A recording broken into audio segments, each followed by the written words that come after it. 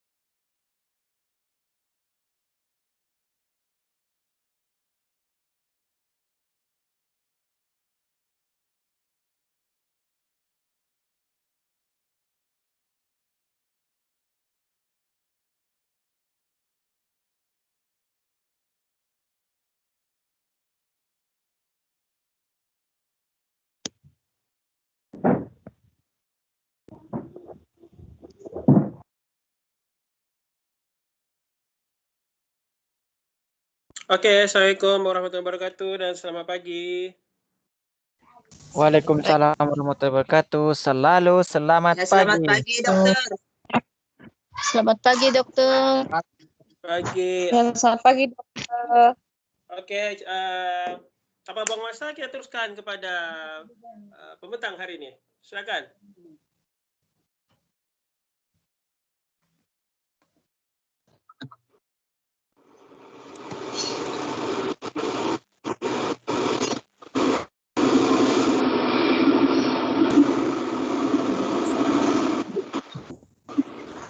Assalamualaikum dan selamat pagi.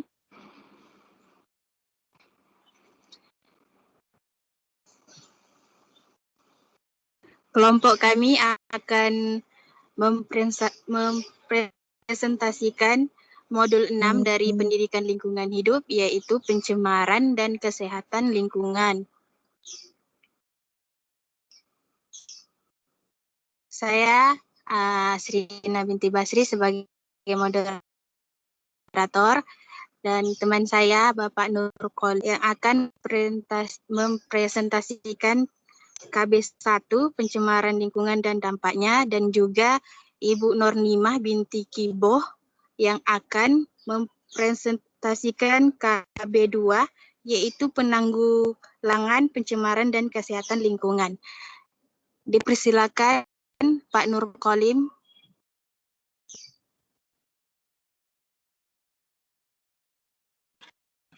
Yes.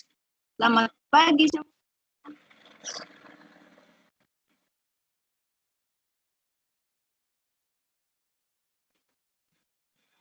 Oh, yes. Selamat pagi Bu Asrina.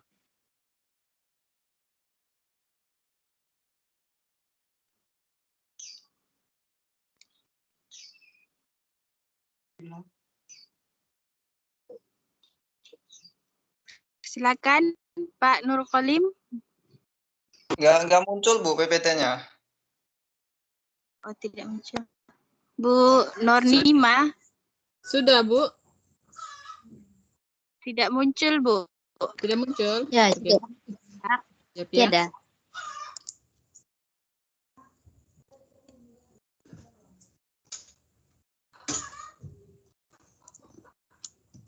Oke, sudah muncul? Sudah muncul? Belum. Belum. Siapa? Halo. Assalamualaikum. Internet. Ini mana nggak sih? Oke, cep. Duh.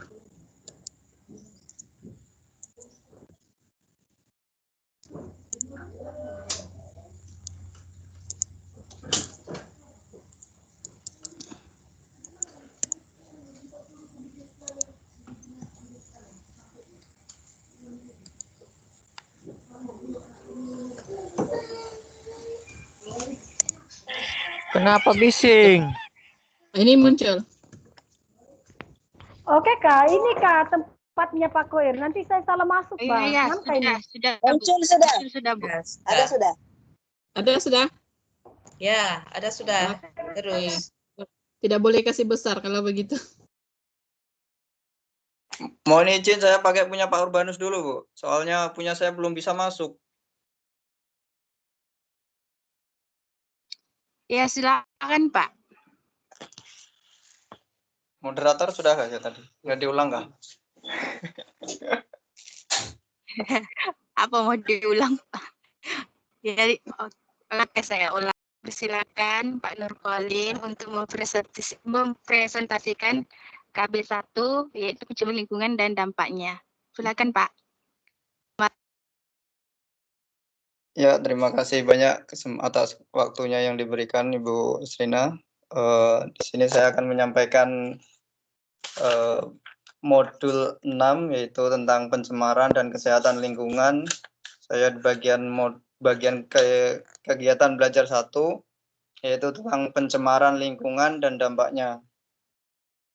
Polusi merupakan istilah yang sangat terkenal di kalangan kita dalam keseharian. Banyak sekali malapetaka yang terjadi diakibatkan adanya pencemaran lingkungan. Yang paling mudah saja kita tahu yaitu got-got, mampet, tersumbat, sampah yang mencemarinya, maka air akan meluber dan menggenangi jalan yang diakibatkan maka akan terjadi banjir. Hal itu yang sepele yaitu akibatnya got yang tercemar sampah domestik. Selanjutnya mari kita samakan persepsi kita secara umum. Pencemaran maksudnya energi zat atau benda hidup maupun tak hidup ke lingkungan sehingga menyebabkan pengaruh buruk terhadap lingkungan tersebut.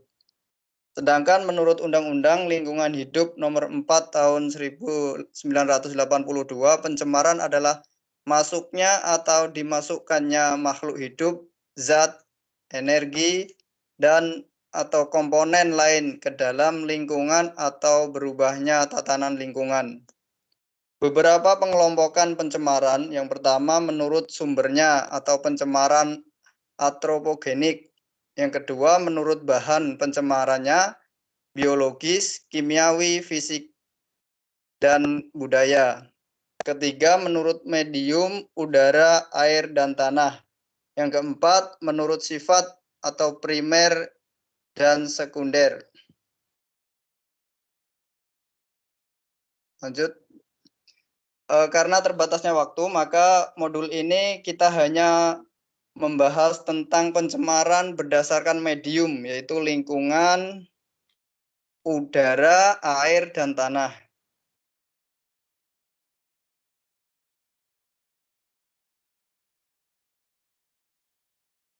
Yang pertama, pencemaran air. Pencemaran air sangat mudah kita jumpai di kota-kota besar. Selain itu, kini di perdesaan dan pedalaman pun terjadi pencemaran air. Sumber pencemaran air oleh aktivitas manusia dikelompokkan menjadi dua, yaitu domestik dan industri. Tentu saja ada pencemaran alami seperti guguran lava yang mencemari sungai. A. Jenis pencemaran air.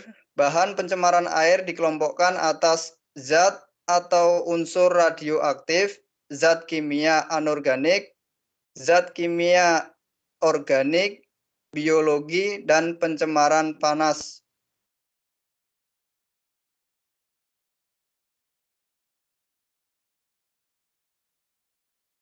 Lanjut, Bu Nur.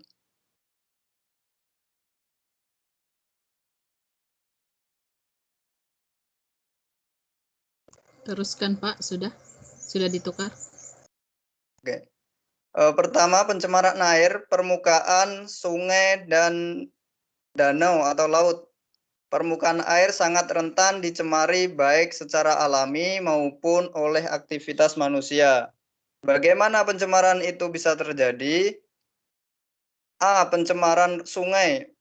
Sungai merupakan perairan yang sangat rentan terhadap pencemaran oleh aktivitas manusia, baik di perdesaan maupun di perkotaan. Sehingga sungai menjadi beban berat untuk menjadi pencemaran dikarenakan masyarakat membuang sampah dan limbah domestik ke sungai. Seberapa besar kemampuan sungai dapat memulihkan diri dari beban pencemaran ini?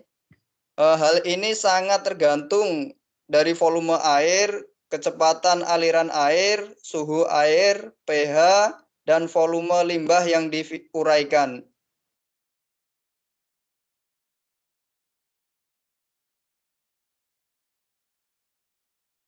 Sudahkah sadar masyarakat kita akan lingkungan yang nyaman?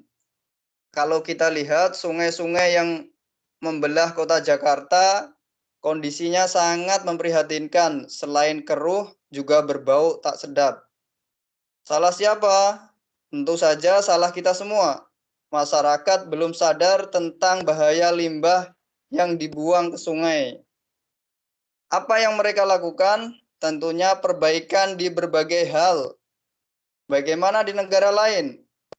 Mereka juga sama mengalami pencemaran seperti yang dialami kota-kota besar di Indonesia saat ini. Terus apakah hal ini dapat kita lakukan? Bisa saja asal seluruh elemen memiliki visi yang sama, yaitu membangun lingkungan.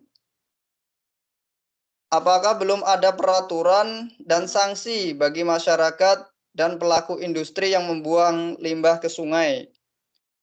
Sepertinya sudah ada peraturan dan sanksi yang ditetapkan, namun monitoring dan ketegasan dalam penerapan sanksi tersebut belum berjalan dengan baik.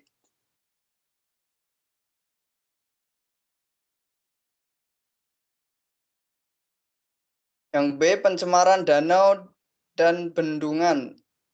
Danau atau bendungan merupakan perairan yang pergerakan airnya relatif rendah. Akibat dari rendahnya pergerakan air, maka danau lebih rentan terhadap pencemaran dibandingkan dengan sungai. C, pencemaran laut. Laut merupakan penampungan terakhir dan berbagai pencemaran air, bahkan udara, lautan mampu melarutkannya, mengencerkan dan menguraikan limbah domestik maupun industri, terutama di perairan dalam. Dengan demikian, lautan yang luas ini merupakan tempat netralisasi limbah. Walaupun demikian, kapasitas lautan untuk menetralisasi limbah pasti ada batasnya juga.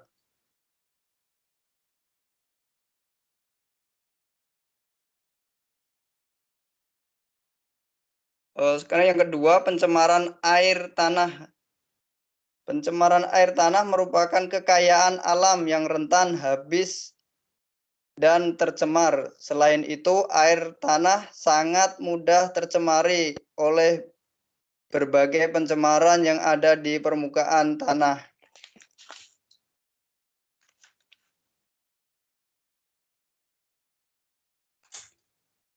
Pada gambar di atas, sangatlah jelas pencemaran air berasal dari berbagai sumber jenis pencemaran. Beragam mulai dari pencemaran fisik, biologis, kimia, hingga radioaktif.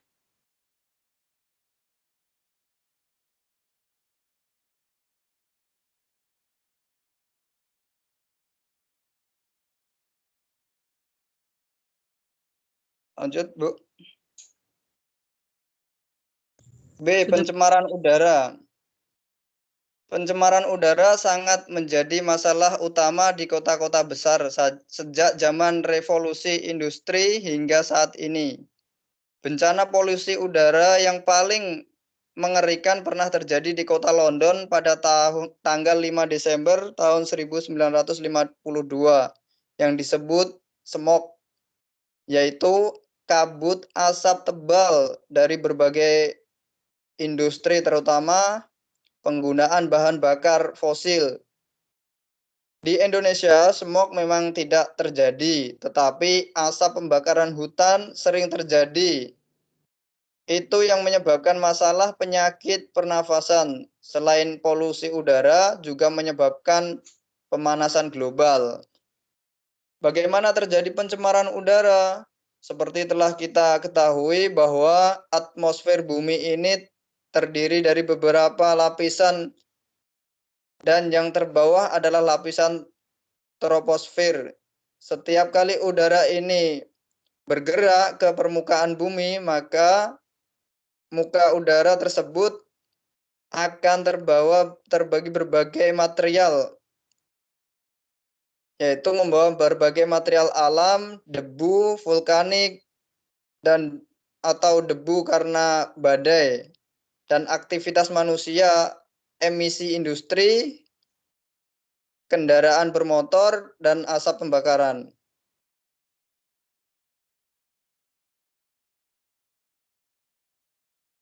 Yang ketiga yaitu pencemaran yang C, pencemaran tanah. Tanah merupakan media sangat penting bagi kehidupan di muka bumi. Lalu bagaimana jika tanah terkena polusi? Ya tentu saja sangat mengganggu kehidupan manusia ini. Pencemaran tanah ini berhubungan erat dengan pencemaran udara dan air. Karena polutan udara seperti oksida sulfur akan terbawa hujan asam ke permukaan tanah dan mencemari tanah dan air sebagai asam karbonat, asam nitrat, dan asam sulfat. Demikian pula air permukaan tanah yang mengandung polutan radioaktif, logam berat, sampah rumah tangga, limbah rumah sakit, pupuk dan pestisida dari daerah pertanian, serta limbah deterjen dari aktivitas manusia juga akan mencemari tanah. Polutan dosmetik merupakan limbah yang dihasilkan dari daerah permukiman, perkotaan, rumah sakit, hotel, dan sarana umum lainnya.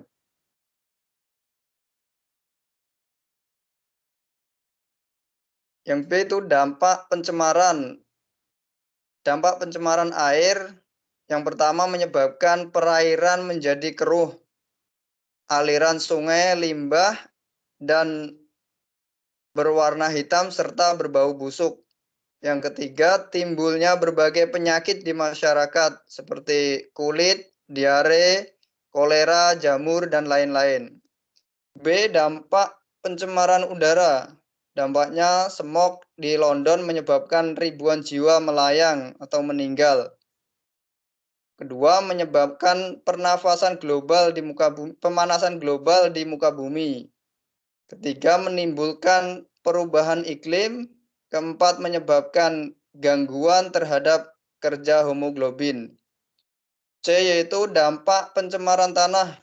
Dampaknya yang pertama, kurangnya kesuburan tanah. B, kurangnya keindahan dan keasrian lingkungan. C, sampah menjadi berbau busuk. Yang D, berbagai penyakit yang menular dan bisa menyebabkan kematian.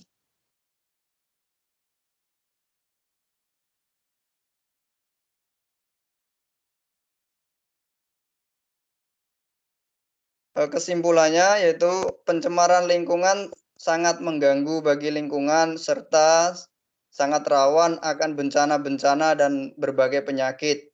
Jadi alangkah baiknya untuk kita mulai menjaga dan merawat lingkungan dari yang paling kecil, yaitu lingkungan sekitar, dan memberikan contoh kepada yang lain supaya menjaga dan merawat bersama lingkungan kita masing-masing, dan juga mendidik anak sedini mungkin untuk selalu menjaga lingkungan.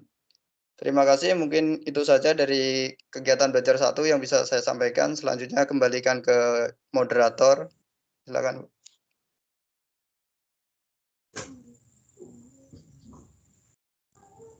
Baiklah, saya lanjutkan di kegiatan belajar 2, yaitu penanggulangan pencemaran dan kesehatan lingkungan. KE, penanggulangan pencemaran lingkungan. yaitu 1. Memelihara aliran sungai, 2. Menetralisasi zat kimia, yaitu seperti pembuatan kolam stabilasi, mengelola air limbah secara alami dari limbah industri, pertanian, rumah tangga. Kemudian instilasi pengolahan air limbah menggunakan alat-alat Terima khusus. kasih. Saya teruskan, Ibu, menggunakan 3 tahap.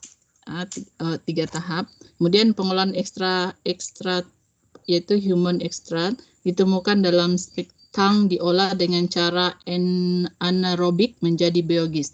Ya, untuk rumah tangga. Contoh ini ialah contohnya air parit yang mengalir dari rumah, kemudian disimpan di dalam satu kolam, kemudian diolah, dan air itu akan berubah menjadi boleh digunakan semula. Oke, penanggulangan pencemaran udara, yaitu mengurangi bahan bakar minyak seperti batu bara ataupun petrol dan sebagainya. Kedua, menggunakan penyaring pada cerobong asap, itu cara untuk mengurangkan pencemaran udara. Menggunakan bahan bakar alternatif. Yang keempat, mengadakan rebosiasi, yaitu menanam semula hutan-hutan yang ditebang, yaitu mengurangkan penebangan ataupun pembakaran hutan. Yang kelima, membangun taman kota ataupun membuat taman di tengah-tengah kota dengan tanaman anti polutan. Dan keenam, mengendalikan pembangunan rumah kaca. Ketujuh, mengadakan ujian emisi asap kendaraan bermotor. Itu salah satu cara untuk mengurangkan pencemaran udara. Jadi kalau di Malaysia, cara untuk mengurangkan pencemaran udara dari asap kendaraan bermotor, ada undang-undang yang dikuatkuasakan. Kendaraan yang sudah lama dan mempunyai asap yang banyak perlu dilupuskan ataupun tidak boleh digunakan lagi. Itu salah satu contoh untuk mengurangkan pencemaran udara. Kemudian pencemaran tanah. 1. Memilah sampah yang mudah terurai dan sulit terurai. Oke, sampah-sampah yang mudah terurai itu seperti kertas, kayu, ataupun fabrik, itu kain. Tapi kertas yang sampah yang sukar terurai itu seperti plastik. Plastik itu memakan masa atau mengambil masa 100 tahun untuk terurai. Sekurang-kurangnya 100 tahun untuk. Jadi caranya ialah mengurangkan pencemaran tanah itu ialah memilah ataupun mengurangkan sampah-sampah ataupun memisah-misahkan menggunakan 3R, yaitu reduce, reuse, dan recycle. Jadi itu salah satu cara untuk mengurangkan pencemaran tanah. Yang kedua, kita mengolah sampah menjadi kompos, dijadikan kompos. Jadi dijadikan kompos itu maka dia boleh dijadikan baja, baja untuk tanam-tanaman. Yang ketiga itu seperti yang saya katakan tadi, didaur ulang. Ya, mana sampah yang terurai, yang tidak terurai, dan yang sulit terurai, dan sampah yang mudah terurai harus diasingkan. Mana yang boleh didaur ulang itu maksudnya 3R, reduce, reuse, dan recycle tadi. Oke, yang keempat, meningkatkan kesadaran 3R kepada masyarakat, terutama anak-anak yang berada di sekolah. Kemudian kelima, mengurangkan pestisida, yaitu baja-baja kimia, baja-baja kimia dalam penggunaan perkebunan atau industri kebun. Yang keenam, mengelola limbah sebelum dibuang ke tanah. Itu salah satu cara untuk mengurangkan pencemaran tanah. Oke. B, tadi sudah kita lihat pencemaran, tentang pencemaran, cara-cara untuk mengurangkan pencemaran. Jadi sekarang B, yaitu kesehatan lingkungan. Oke, kesehatan lingkungan itu sangat penting kepada kita. Jadi pengertian kesehatan lingkungan adalah sebagai seperti ini. suatu keadaan fisik, mental, dan sosial kesejahteraan dan bukan hanya ketiadaan penyakit atau kelemahan. Jadi maksudnya adalah pengertian kesehatan itu adalah sehat dari fisik, mental, dan sosial, sejahtera dari segi sosial. Nah, bukan saja karena penyakit atau kelemahan, tetapi secara fisik, mental, dan sosial. Oke, WHO mengatakan bahwa environment health refer to ecological balance that must exist between man and his environment in order to ensure in well-being. Oke, maksudnya ialah kesehatan lingkungan merupakan terwujudnya keseimbangan ekologi antara manusia dan lingkungan harus ada agar masyarakat menjadi sehat dan sejahtera. Dan menurut Himpunan Ahli Kesehatan Lingkungan Indonesia pula, kesehatan lingkungan adalah suatu kondisi lingkungan yang mampu menopang keseimbangan ekologi yang dinamis antara manusia dan lingkungan untuk mendukung tercapainya kualitas hidup manusia yang sehat dan bahagia. Jadi kedua-dua pandangan ini menitik beratkan tentang kesehatan lingkungan. Jadi kesehatan lingkungan adalah ilmu dan seni dalam mencapai keseimbangan lingkungan dan manusia. Jadi ilmu dan seni dalam pengolahan lingkungan sehingga dicapai kondisi yang bersih, sehat, aman, dan nyaman, dan terhindar dari gangguan penyakit. Jadi ilmu kesehatan lingkungan memperoleh dinamika hubungan interaktif antara kelompok penduduk dengan segala macam perubahan komponen lingkungan hidup yang menimbulkan ancaman atau berpotensi mengganggu kesehatan masyarakat. Oke, jadi cara-cara pemeliharaan kesehatan lingkungan yaitu tadi sudah kita ketahui tentang pencemaran, bagaimana pencemaran terjadi. Jadi cara-cara pemeliharaan kesehatan lingkungan yaitu satu, tidak mencemari air dengan membuang sampah di sungai. Tidak mencemari air dengan membuang sampah di sungai. Ya, ada di lingkungan kita melihat ada banyak orang membuang sampah di sungai dan dia pikir saat dia membuang sampah di sungai itu bila sampah itu dibawa oleh arus sungai, dia pikir itu sudah bersih, tetapi sebenarnya sampah itu akan dibawa ke laut, Walaupun laut itu adalah sumber di tempat kita untuk tempat sampah-sampah itu dinetralkan, tetapi tidak semua sampah itu dapat dinetralkan. Jadi menurut sumber bumi ini, semua orang di bumi ini membuang sampah bertantan dan semua sampah itu pergi ke laut. Jadi kalau plastik mengambil masa 100 tahun. Jadi kalau semua orang di bumi ini membuang sampah berunsurkan plastik, maka akan merosakkan ekosistem di laut. Yang kedua, mengurangi penggunaan kendaraan bermotor. Oke, kendaraan yang bermotor yang banyak di dunia ini juga asap-asap yang keluar daripada kendaraan itu akan merusakkan kesehatan lingkungan. Dan yang ketiga, mengelola tanah sebagaimana mestinya. Jadi caranya ialah tidak menebang ataupun tidak membakar ataupun tidak tanah itu tidak dibajahi dengan bahan-bahan kimia hingga merosakkan ekologi di dalam tanah itu. Hingga bila kita menanam sayur atau sebagainya tidak lagi tumbuh dengan baik. Jadi itu cara-cara pemeliharaan kesehatan pengelolaan tanah. Yang keempat, menanam tumbuhan pada lahan-lahan kosong. Kalau ada lahan-lahan kosong atau tanah-tanah kosong, kita tanam dengan tumbuhan. Ya, jangan dibiarkan karena kalau tanah itu kosong dan tidak ada tanaman, maka hujan yang turun itu tidak dapat dimendap, akan terjadilah tanah longsor. Oke, tujuan pemeliharaan kesehatan lingkungan yaitu yang satu ialah mengurangi pemanasan global. Yang kedua, menjaga kebersihan lingkungan. Oke, menurut WHO ada 17 lingkungan kesehatan yang mereka senaraikan, yaitu kesehatan global yang mereka senaraikan. Jadi coba kamu perhatikan di sana, saya tidak perlu membacanya satu-satu. Ya, dan sesuai dengan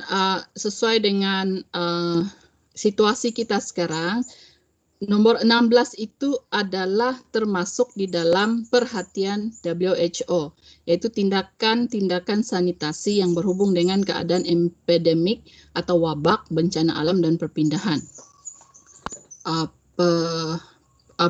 penduduk. Jadi ini seperti situasi yang berlaku sekarang ini, kenapa kita ada PKP baru-baru seluruh dunia ada PKP. Jadi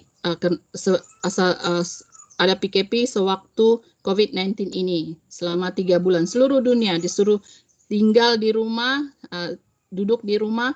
Jadi itu sebenarnya bukan arahan dari negara-negara sendiri, tetapi itu adalah arahan dari WHO. Jadi itu termasuk di dalam 17 perkara ataupun 17 ruang lingkungan kesehatan yang dimaksudkan oleh WHO. Dia terletak di 16 itu. Jadi itu salah satu maklam apa yang WHO ingin sampaikan, yang ada 17. Di Indonesia pula, di Indonesia setelah WHO menyarankan untuk kita 17 itu, lepas itu negara-negara juga menyediakan beberapa perkara untuk menjaga negaranya. Jadi di Indonesia ada ruang lingkup kesehatan lingkungan diterangkan dalam pasal 22 ayat 3 Undang-Undang Nomor 23 tahun 1992. Ruang lingkup kesehatan ada 8, yaitu penyehatan air, pengamanan limbah padat dan tersampah, pengamanan limbah cair, pengamanan limbah gas, pengamanan radiasi, pengamanan kebisingan, pengamanan vektor penyakit, dan yang ke-8 penyehatan dan pengamanan lain seperti keadaan pasca bencana. Jadi di Indonesia ada 8. Dan seterusnya. Jadi seterusnya ada lagi undang-undang yang ditekankan di Indonesia, itu pasal 22 ayat 2 Undang-Undang 23 1992. Sasaran dari pelaksanaan kesehatan lingkungan adalah berikut: tempat umum, lingkungan permukiman, lingkungan kerja, angkutan umum, lingkungan lainnya. Jadi negara Indonesia juga memperhatikan tempat-tempat ini untuk memastikan bahwa lingkungan ini selamat untuk rakyatnya. Berikut ini adalah faktor-faktor yang mempengaruhi kesehatan lingkungan, yaitu fisik, sosial, dan ekonomi. Jadi pengaruh lingkungan tidak sehat itu sebenarnya sangat memberi dampak yang tidak baik kepada kita. Jadi pengaruh itu terjadi kepada setiap individu.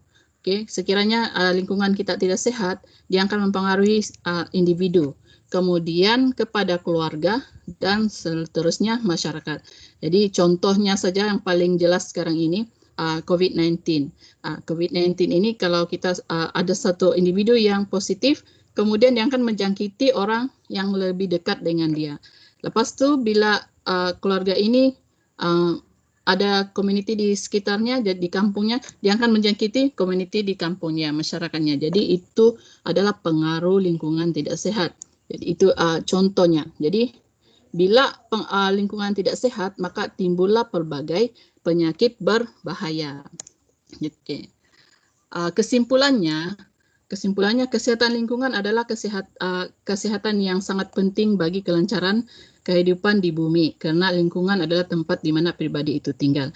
Jadi oleh itu kita sebagai seorang guru yang mengajar di sekolah rendah ataupun di SD, kita harus menekankan tentang pencemaran. Kenapa kita harus menekankan berlakunya kenapa harus menjaga bumi ini, harus menjaga kesehatan lingkungan, dan harus mengajar, memberi kesadaran kepada siswa kita untuk mengelola sampah-sampah ataupun pencemaran-pencemaran ini, supaya kita dapat siswa mulai dari usia di SD itu atau di sekolah rendah itu sudah sadar tentang bagaimana cara untuk menjaga kesehatan lingkungan. Jadi oleh itu kesehatan lingkungan itu sangat penting di dalam kehidupan kita, karena kita tinggal di bumi yang harus tinggal di bumi yang bersih. Jadi terima kasih untuk perhatian sekalian, dan sampai di sini saja paparan daripada kelompok kami. Kembalikan kepada Ibu Hasrina. Baiklah, terima kasih kepada teman kelompok saya yang sudah presentasikan modul 6 pencemaran dan kesehatan lingkungan yang mana di dalam KB1 itu yaitu mengenai pencemaran lingkungan seperti pencemaran air, udara, tanah dan juga dampaknya. Untuk KB2 itu mengenai penanggulangan pencemaran dari air, udara dan tanah dan juga mengenai kesehatan lingkungan. Oke, baiklah. Untuk itu kami membuka pertanyaan untuk sesi 1 yaitu sebanyak 3 pertanyaan. Dipersilakan Bapak Ibu. Mohon izin Bu bertanya, saya Rosita. Iya Ibu Rosita. Oke. Silakan. Oke, terima kasih buat kesempatan yang diberikan. Saya tertarik dengan pengupasan materi tadi ada tentang pencemaran air seperti pencemaran limbah dapur dan limbah pabrik dan lain-lainnya. Nah, di sekitar kita selain itu di sekitar kita juga ada pencemaran air yang kita tidak sadari. Nah, seperti pertanyaan saya, mengapa air aqua atau air minum atau air yang disimpan dalam galon ataupun botol plastik atau tapau-tapau air yang kita beli di pasar-pasar itu, bila kita isi air minum dan sudah terpapar lama dengan sinar matahari, sudah tidak bisa dikonsumsi lagi, Bu. Demikian pertanyaan saya. Terima kasih.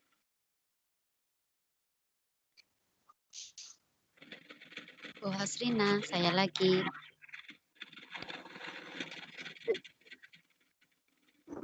Dari Ibu siapa? Felicia. Dari Ibu Felicia. Silakan Bu. Oke, terima kasih untuk peluang ini. Di sini ada soalan saya ini mungkin ada satu statement lah. Statement dia macam nih, di mana banyak turis itu macam ya pelancong-pelancong lah. Di mana banyak turis, di sana akan berlaku pencemaran lingkungan, sama ada tanah ataupun laut lah.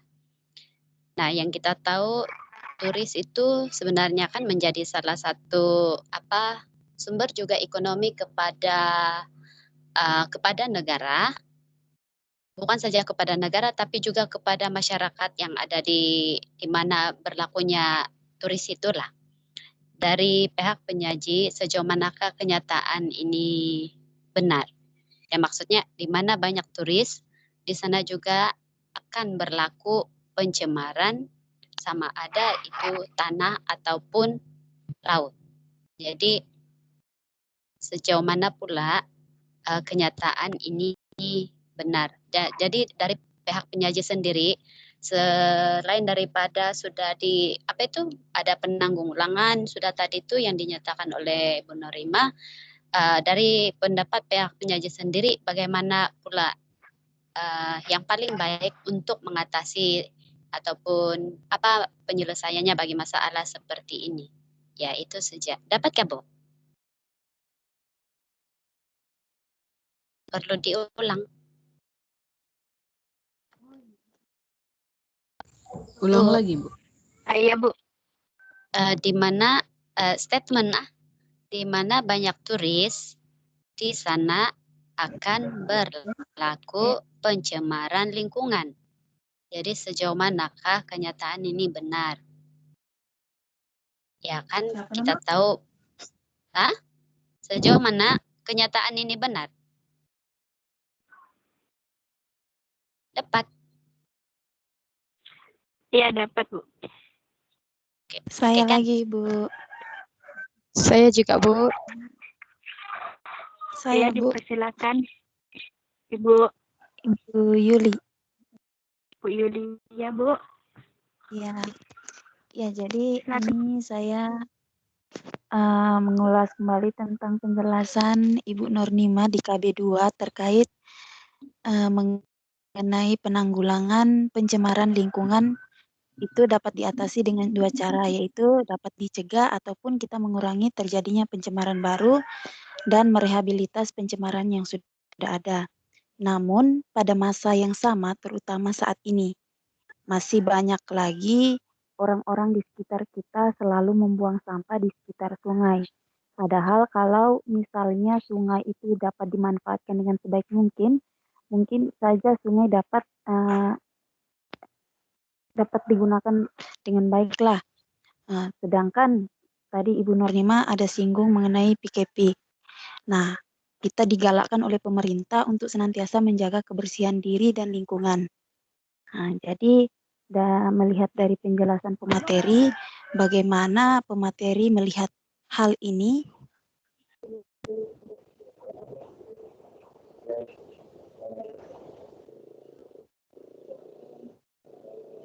Bisa, Bu? Maaf Bu, bisa diulang tadi putus-putus Bu. Oh iya.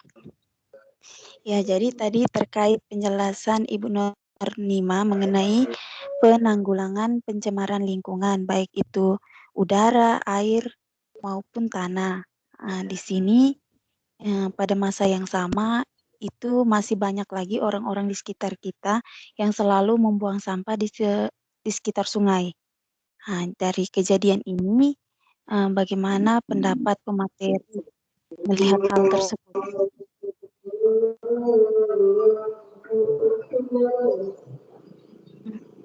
Bisa, Bu?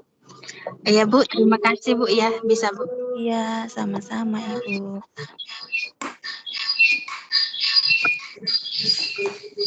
Baiklah, untuk sesi pertanyaan sesi pertama kami untuk memberi ruang kepada pemateri menjawab pertanyaan-pertanyaan dari Bapak Ibu.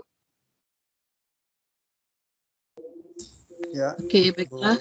Nasrina. Silakan Pak Nurkolim atau Ibu Nurnimah. Ya, saya akan menjawab pertanyaan dari Ibu dulu ya.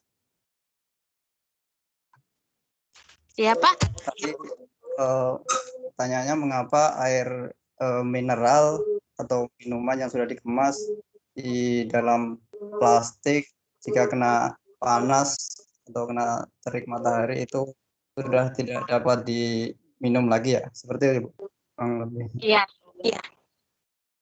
Jadi untuk benda plastik atau bahan-bahan yang plastik itu setidaknya mengandung bahan kimia.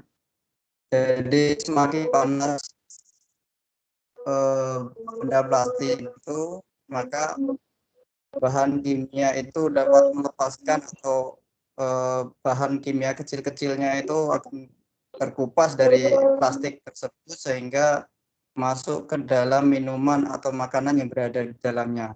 Jadi untuk ikatan kimia dalam plastik itu semakin rusak ketika kena panas yang secara berlarut lama.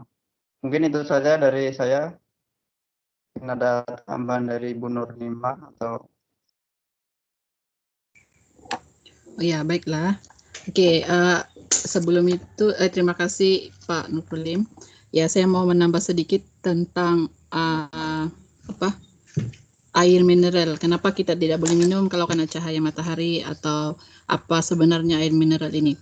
Oke, air mineral ini sebenarnya terhasil dengan proses osmosis ataupun dipanggil penyulingan. Jadi bila proses ini terjadi, ada beberapa unsur-unsur yang dihilangkan, contoh bakteria dan sebagainya itu. Jadi diambil air bersih saja. Jadi pH-nya juga makin terkurang sedikit. Itu sebenarnya air ini baik untuk kita. Tetapi setelah dimasukkan di dalam botol plastik itu, botol plastik itu terbuat daripada bahan kimia, yaitu plastik itu sendiri, dan plastik ini sebenarnya tidak baik untuk kesehatan kita kalau dia terdedah dengan matahari, terdedah dengan panas.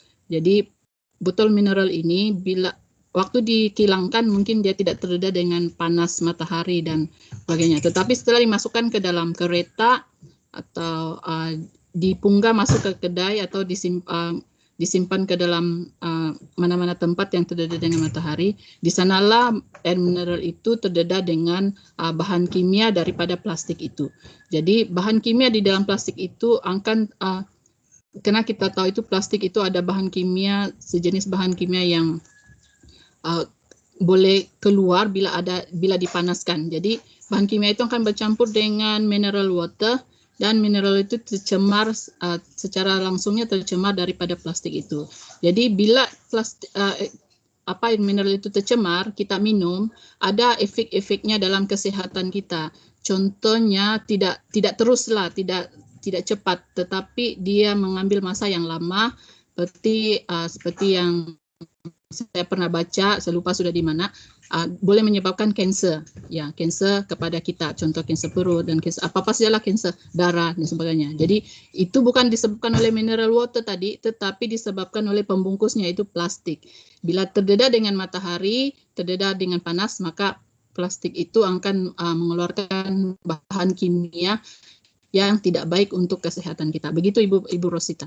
Jadi airnya tidak ada masalah karena sumbernya diperiksa dan diperhatikan oleh dipantau oleh Kementerian Kesehatan sebelum dikeluarkan. Tetapi plastik itu bila dia keluar dari kilang itu, itulah yang akan menyebabkan air mineral itu ada masalah.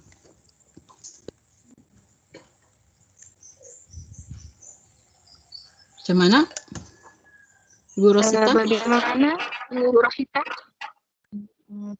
Terima kasih buat penjelasannya. Jadi intinya di sini air yang disimpan di dalam wadah yang berunsur plastik itu yang mengandungi kimikal itu bila terkena paparan sinar matahari akan mengganggu kesehatan kita ya Bu. Terima kasih.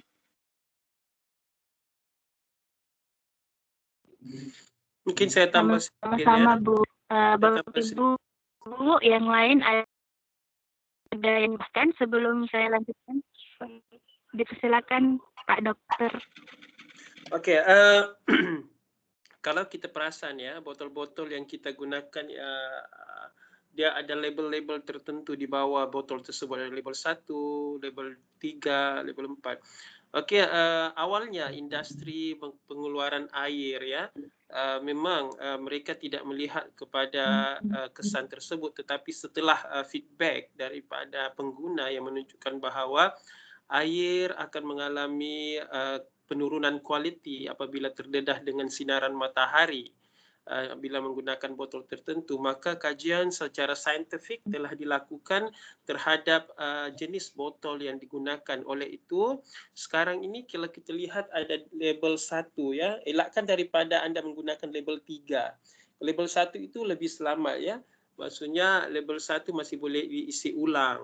Ya, namun ada perkara lagi yang menjadi masalah apabila sebenarnya air mineral dikatakan sebagai air mineral ya, dia ada dua jenis tu. Satu kamu baca situ mineral water ataupun air suling.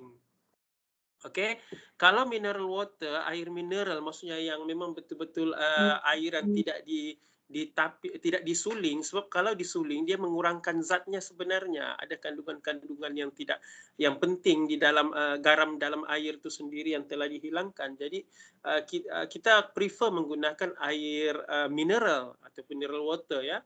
Jadi bukan semua ya yang kita beli itu mineral water, kamu kena lihat dia akan beritahu situ air mineral ataupun air suling dia punya sumber ya. So bagi air mineral terdapat bakteria di dalam air tersebut yang mana bakteria itu dipanggil sebagai bakteria baik ya. Bakteria baik ini yang akan menjaga kualiti air tersebut. Namun apabila terdedahnya sinaran matahari kepada bakteria tersebut, maka proses pembiakan terhadap bakteria itu semakin meningkat. Dan apabila meningkat dan meningkat, kandungan bakteria yang sepatutnya diperlukan di dalam botol air itu telah melebihi daripada nilai yang ditetapkan. Dan ini yang menyebabkan sebenarnya penurunan kualiti air dan semakin lama air tersebut tidak sesuai untuk diminum. Bahkan terdapat jenis plankton atau bakteria yang boleh melakukan proses fotosintesis sendiri, sebab ada bakteria yang bersifat mempunyai dua sifat, yaitu bersifat sebagai tumbuhan dan juga haiwan. Jadi apabila dia berlakunya proses fotosintesis ini yang menyebabkan wujudnya lumut-lumut di dalam air tersebut, ya, apabila dia terdedah dengan cahaya matahari. Inilah yang salah satu sebab yang menyebabkan mengapa air yang terdedah dengan cahaya matahari itu sudah tidak sesuai untuk diminum, selain daripada jenis botolnya yang mengandungi akan bertindak balas dengan bahan panas dan mengeluarkan bahan kimia, ya.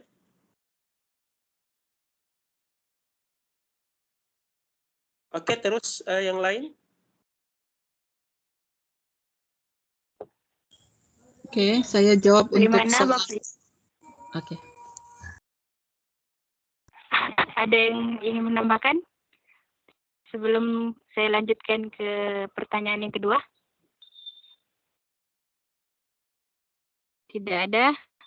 Oke, baiklah, lanjut ke pertanyaan kedua. Mungkin Ibu Nurnima. Ya, Bu. Ibu Felicia punya pertanyaan tadi kan? Iya. Iya, Bu. Oke, Ibu Felicia punya pertanyaan tadi. Ini adalah statement, memang benar statement yang Ibu Felicia cakapkan tadi. Di mana ada tempat-tempat pelancongan, di sanalah pencemaran yang sangat banyak sekali. Oke, contohnya di Indonesia ada 20 tempat, tapi saya hanya mau menyebut ada 5 saja. Oke, ada satu di Candi Borobudur. Ini saya dapat dari internet. Saya dapat dari internet, saya search di internet, Candi Borobudur. Saya tidak pernah pergi sana, tetapi menyatakan bahwa Candi Borobudur ini adalah salah satu benda ajaib yang diiktirafkan oleh UNESCO. Tetapi tempat ini dipenuhi dengan sampah-sampah. Oke, dan karena Candi Borobudur ini sebenarnya banyak tarikan dia dan banyak orang yang datang. Jadi itu salah satulah tempat-tempat pelancongan. Ada juga di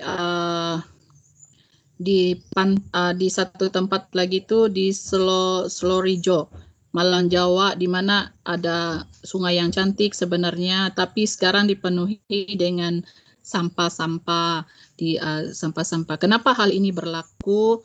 Karena mungkin penguatkuasaan di tempat pelancongan-pelancongan seperti ini tidak ditegaskan, tidak ada pemantauan yang tegas.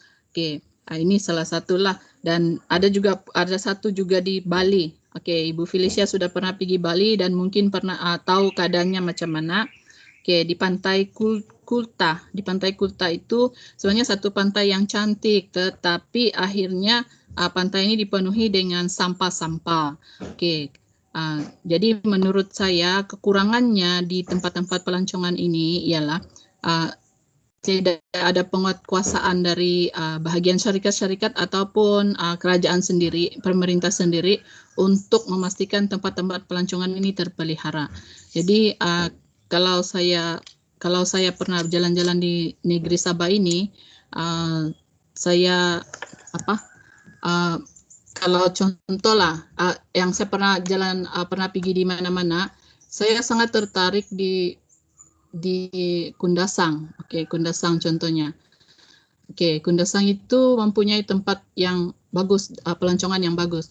Dan masa kita memperhatikan tempat-tempat itu tidak ada kalau di Taman Kinabalu itu tidak ada sampah-sampah yang dibuang, tidak ada sampah. Ini bila saya melihat memperhatikan hal itu, di mana-mana ada tanda-tanda papan ditulis jangan buang sampah, jangan pijak rumput, dan ataupun ada denda compound yang akan ditentukan. Jadi itu salah satu penguatkuasaan di tempat-tempat pelancongan itu sangat penting lah.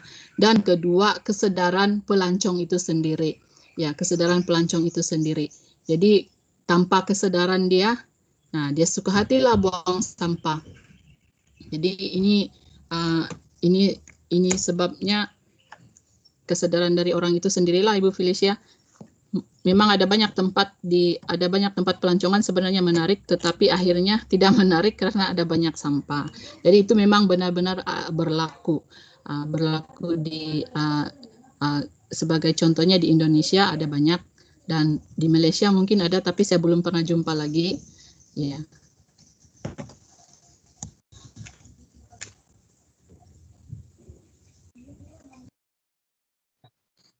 Oke, mungkin ini juga saya mau komen sedikit tentang hal ini ya.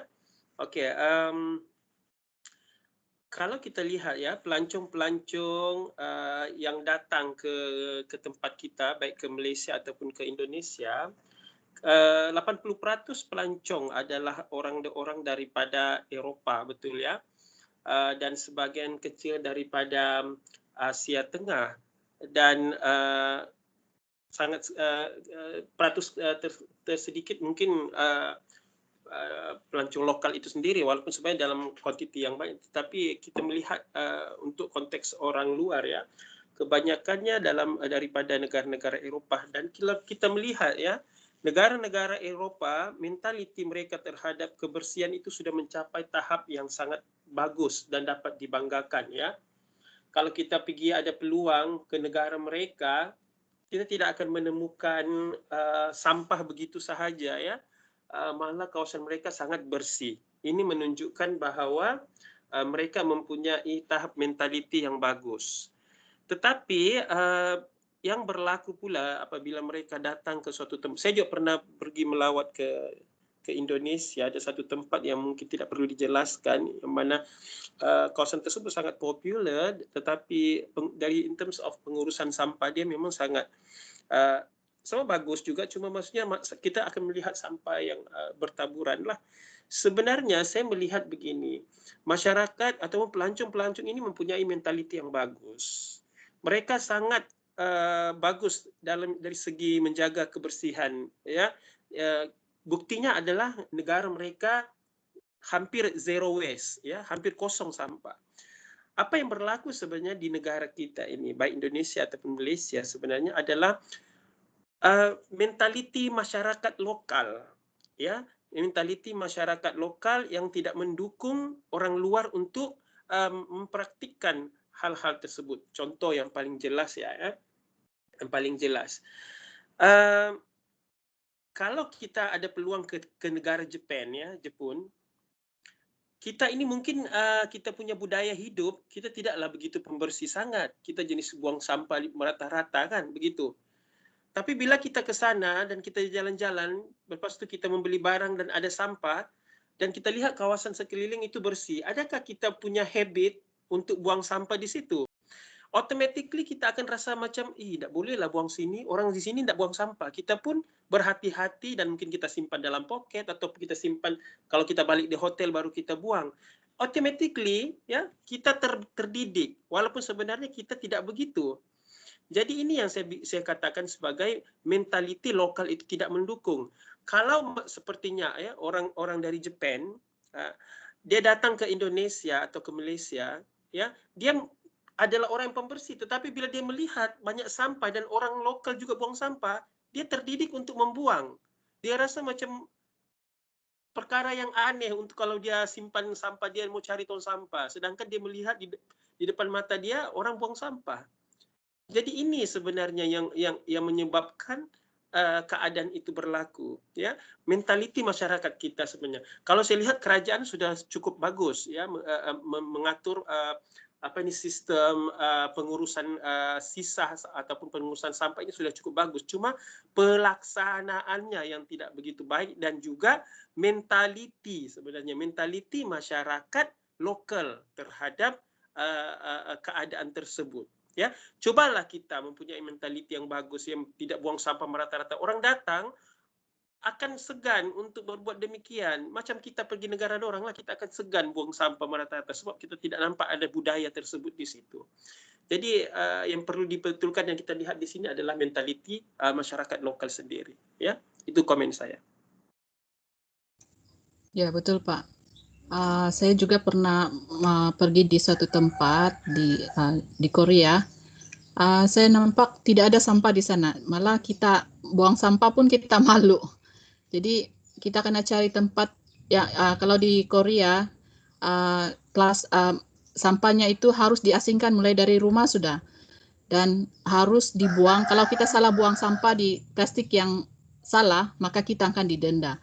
Jadi bila kita mau buang sampah, mentaliti orang di sana, bila kita buang sampah, kita kena tengok plastik mana yang kamu masukkan. Jadi akan diperiksa di mana sampah ini dibuang, ada CCTV tempat memeriksa tempat itu. Siapa yang buang sampah itu, dia akan tahu. Jadi itu salah satu cara lah yang mereka buat. Jadi mentality ini dididik dari anak-anak lagi, dari sekolah tadika. Mentality ini dididik dari tadika. Jadi ini sangat bagus lah.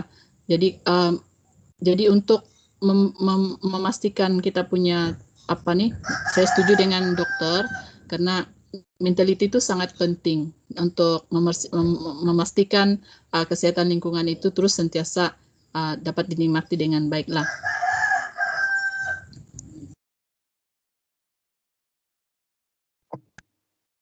Oke, baiklah. Bagaimana Ibu Felicia? Ya, Ibu. sangat jelas sekali. Ya, terima kasih dokter dan Cikgu Norima.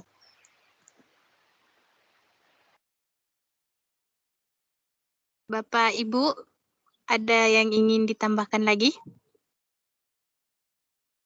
mengenai pertanyaan yang kedua? Saya hanya menambahkan dari Ibu Norima, selain dari sekolah, sepatutnya dari rumah sudah kita didik.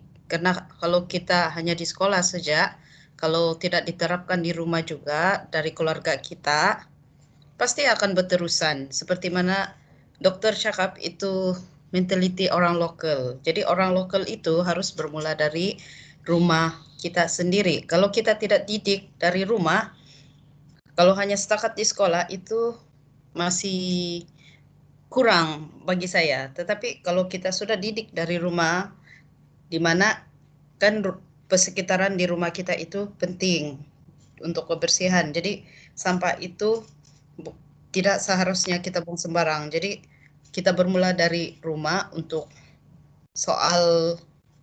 menjaga kebersihan dari segi pembuangan sampah itu, di mana kita harus didik anak kita supaya bila mereka keluar, mereka tahu mereka apa yang mereka perlu buat.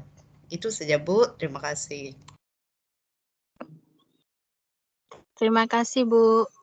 Ada lagi yang ingin menambahkan? Oke, baiklah, lanjut ke pertanyaan yang ketiga dari Ibu Yuli. Pertanyaannya, dari presentasi Bu Nornima yang mana sudah menjelaskan penanggulangan pencemaran lingkungan udara, air, dan tanah. Namun pada masa yang sama masih banyak yang selalu membuang sampah di sekitar sungai. Sedangkan pada masa pandemi ini kita diarahkan untuk menjaga kebersihan dan lingkungan sekitar. Nah, dari kejadian tersebut, bagaimanakah cara menangani masalah tersebut?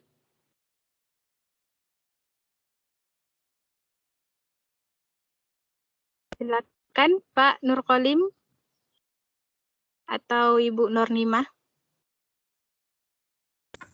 Pak Nurkolim dulu lah. Silakan Pak.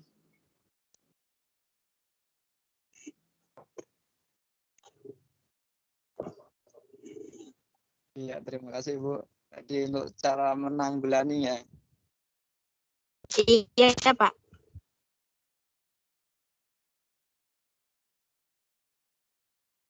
Menanggulangi Terima kasih. di sekitar sini. Untuk tahap pertama yang sudah seperti yang saya sampaikan tadi, yaitu pertama juga sampaikan Bu Nurmah tadi, lingkungan sendiri atau lingkungan masing-masing terlebih dahulu, atau mulai dari hal yang paling kecil yaitu keluarga, minimal keluarga, anak, sehingga ke lingkungan, sehingga lingkungan memiliki kesadaran lebih meluas lagi ke masyarakat umum. Jadi itu tidak hanya masyarakat, tapi kita harus kerjasama dengan pemerintah ataupun perangkat setempat. Tidak bisa juga kita lakukan sendiri. Dorongan ataupun dukungan dari pemerintah setempat ataupun perangkat yang ada di daerah tersebut.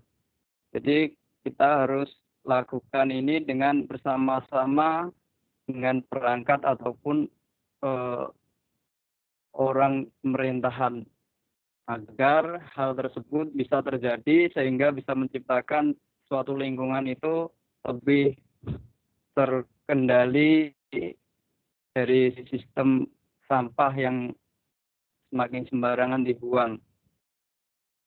Jadi mungkin itu yang saya sampaikan, mungkin ditambah lagi juga ketegasan yang mungkin belum begitu tegas, betul-betul tegas ya, berada di khususnya di masyarakat itu masih kurangnya ketegasan dari pemerintah untuk menerapkan peraturan-peraturan yang dibuat. Peraturan dibuat itu harusnya untuk dilaksanakan, untuk dipatuhi, tapi peraturan dibuat itu sepertinya harus dilanggar gitu, seperti terjadi sekarang. Jadi mungkin itu saja yang saya sampaikan, Bu. Ada tambahan lain? Ya, terima kasih Pak. Saya mau tambah sedikit tentang hal ini. Ibu Yuli, kalau kita nampak orang buang sampah, apa perasaan Ibu? Ya, kalau saya nampak orang buang sampah, saya merasa ingin menegur dia, ingin cakap. Bukan lagi ingin, memang sudah tegur. Ya, itu salah satu cara lah bagaimana cara kita untuk memperhatikan lingkungan kita. Ya, kedua sebenarnya hal ini terjadi karena orang itu tidak seperti yang Pak Dr. Kaya cakap tadi, mentality dia sudah begitu. Jadi bila mentality dia sudah begitu, kita perlu sedarkan dia. Oke, kita kena berani untuk sedarkan. Ya, jadi bila kita nampak dia buang sampah, kecil pun, besar pun kita kena beritahu, minta maaf. Jadi kita gunakan cara yang baiklah, cara untuk menegur. Minta maaf, kamu sudah membuang sampah, itu salah. Jadi kalau dia buang sampah di sungai, jadi beri dia, kalau saya lah, kalau dia buang sampah di sungai, bagi tahu dia, ibu atau saudara, kamu sudah buang sampah di sungai, kamu tahu itu sungai ini, tidak perlu ceramah banyak-banyak lah. Tapi masih lagi juga degil, kita sebagai orang yang sedar, mentality yang sudah berubah, kita kena berani melaporkan kepada jabatan kesehatan. Ya, karena kita harus berani untuk melaporkan kepada jabatan kesehatan. Karena kadang-kadang kita nampak satu orang, lama-lama satu kampung buang sampah di sungai. Itu saya sudah nampak dan lihat hal itu.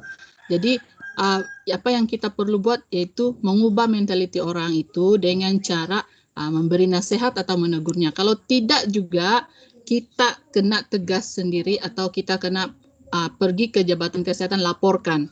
Ya, itu salah satu tindakan kita. Kalau kita nampak dan tidak pernah tegur, maksudnya kita pun sama, mentality kita juga sama dengan dia. Oh biarlah, tidak apa-apa lah itu. Jadi itu sampah pun nanti karena bawa air juga dia pergi mana tidak tahu. Yang penting tempat saya bersih. Itu kadang-kadang mentality kita. Jadi kalau begitu tidak akan ada kesehatan lingkungan yang bagus lah dan bumi kita masih tetap sama. Jadi yang kita yang berpendidikan ataupun yang sudah belajar tentang hal kesehatan lingkungan, kita harus berani dan tegas untuk menyuarakan ataupun membuat tindakan yang betul, bukan main hantam saja atau marah. Kalau saya itu nampak bagi nasihat. Kalau sudah kedua kali, ketiga kali, saya berani untuk datang ke jabatan kesehatan untuk melaporkan sungai ini begini. Jadi itu salah satulah caranya ialah gunakan saluran yang betul. Jadi itu salah satulah Ibu Yuli. Kalau kita ceramah banyak-banyak pun sama itu orang pun tidak guna juga kalau dia degil, mentalitinya masih juga begitu. Jadi menurut saya kita sebagai orang yang berpendidikan itu kena berani untuk bertindak untuk memastikan hal ini terjadi. Ya, macam ini juga musim pandemik ini kita memberitahu kepada siswa kita jaga jarak, masa yang masih boleh bersekolah lagi. masih juga ada anak-anak yang tidak jaga jarak. Jadi kita sebagai guru, kita kena tegas, ada tindakan yang kita harus buat, hukuman yang kita kena buat. Jadi anak-anak yang tidak bawa sanitizer atau tidak pakai mask, kita kena bagi tindakan. Jadi itu maksudnya bermula di sanalah undang-undang itu atau penegasan peraturan itu ditegakkan. Jadi itu salah satulah. Jadi sama-sama dalam pandemik ini kita menegaskan kebersihan. Jadi bermula dari sekolah, jaga jarak, cuci tangan. Jadi itu salah satulah caranya Ibu Yul. Jadi tegas, berani untuk bertindak. Jadi ubah mentality orang itu dengan cara kalau sudah lembut tidak, kita berani bertindak. Itu saja dari saya lah. Baiklah, saya setuju dengan pendapat dari Pak Nur Kolim juga Bu Nurima. Sebentar ya Bu. Bu Nurima, yang mana kesehatan dan kebersihan lingkungan itu merupakan tanggung jawab kita bersama. Sebentar ya Bu. Ya, dengan Ibu siapa? Ya, Ibu Yustin. Iya Bu, ada yang ingin ditambahkan? Halo, ya. Ya Bu, silakan Bu. Silakan. Dari penjelasan Ibu Nurima, pertanyaan Ibu Yuli. Ya, pertanyaan Ibu Yuli tadi, penjelasan Ibu Nurima tentang kebersihan lingkungan. Kalau misalnya dilihat, memang ada bagi tindakan lah. Ya, itu memang sangat bagus ya. Terus bagaimana dengan di kawasan kita, Cigo, bolehkah juga ambil tindakan seperti itu yang Ibu Nurima cakap tadi? Karena sungai kita sana itu, aduh, kita hari-hari limpas, jadi macam mana pendapat kita ini? Ya. Sekarang ini kalau kita terus-terus nampak sampah di sekitar kita, contoh dari Agudan sampai ke sekolah kita itu, kita ada hak untuk membuat melaporkannya ke Jabatan Kesehatan. Ya, jadi caranya ialah ambil foto, kemudian kalau ada orang yang buang sampah kita ambil foto, mesti ada bukti supaya mereka boleh mengambil tindakan. Jadi harus ada bukti lah. Jadi itu salah satu cara dia. Kalau misalnya, kalau misalnya kita tidak nampak, tapi ini betul-betul sampah di sungai, apalagi kalau musim kemarau kan sampah di sungai dekat sekolah kita banyak betul, pempes lah, bertampiaran lah, macam-macam lah, kain dibuang lelong yang tidak dipakai, bajunya pun dia buang di sana. Nanti kita tidak nampak orang buang, tapi bila kita limpas, aduh banyaknya, macam mana ya? Ya, kalau yang sebelum ini saya sebelum kita waktu sebelum ada lubang sampah dikorek, memang ada banyak sampah yang dibuang di sungai.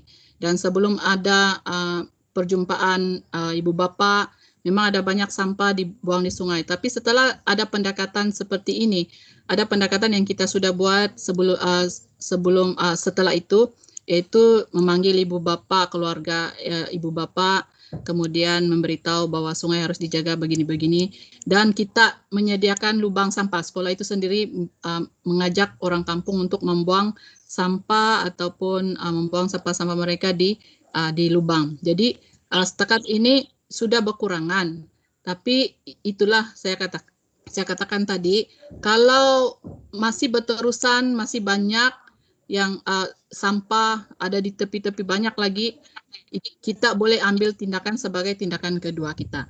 Ya, tapi sebelum ini memang banyak sampah. Ya, tapi karena melalui daripada perjumpaan, melalui daripada solusi yang kita buat bentar tadi, korek sampah, ajak orang kampung untuk buang sampah di lubang itu, ya jadi itu salah satu cara lah. Tapi kalau terus-terus, nah itulah kalau kita nampak dan masih banyak juga sampah di sungai, kita kena ambil tindakan. Tapi syukurlah setakat ini tidak seperti dulu lagi. Ya, tidak seperti dulu lagi.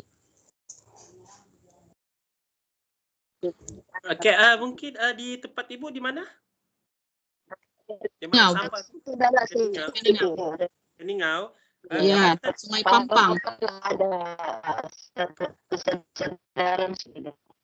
PBT di sana apa? PBT. List daerah. Ya, pihak berkuasa tempatan apa? Keningau. Majelis daerah, majelis Oh, daerah. daerah MDK. Ya, Majelis Daerah MDK. Keningau.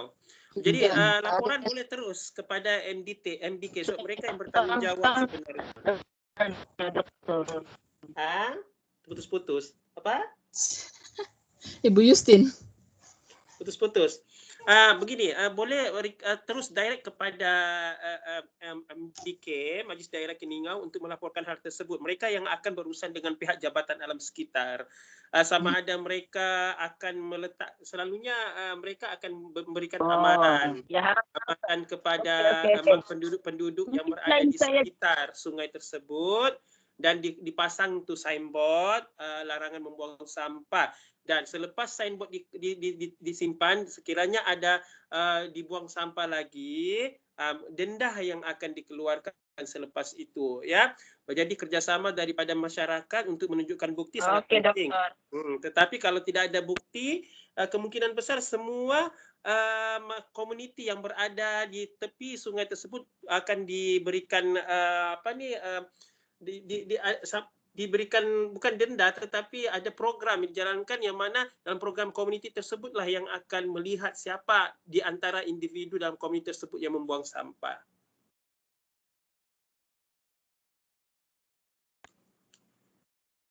Dokter. Kalau buang sampah 5.000. Ya, sebenarnya begitu. Sebab tidak pernah orang kena 5.000 tu yang rasa bilang alah setakat signboard je tu tidak betul tu. Sebab belum pernah ada orang rasa saya didenda lah 5.000. Kan, betul tak? Pernah dengar? Belum ada. Ya, belum tidak pernah dengar kan orang cakap alamak habis saya kena denda. Yang pernah dengar kena saman lah kereta saya. Itu ada. Betul, dokter. Itu kelemahan dari segi implementasi, ya.